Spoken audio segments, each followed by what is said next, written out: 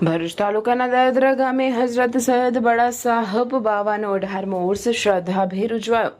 ભરૂચ તાલુકાના દયાદરા ગામની સાબરી કોલોની ખાતે આવેલી હઝરત સૈયદ બડા સાહેબ બાવાની પવિત્ર દરગાહ ખાતે 18મા ઉર્સ નિમિત્તે ધાર્મિક કાર્યક્રમોનું ભવ્ય આયોજન કરવામાં આવ્યું હતું।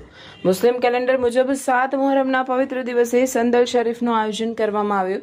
હઝરત સૈયદ બડા સાહેબ બાવાના સુપુત્ર સૈયદ ફરીદ શાહ બાવા અને સૈયદ નુરાની બાવા સાહેબના પવિત્ર હસ્તે સંદલ શરીફ પેશ કરવામાં આવ્યું હતું।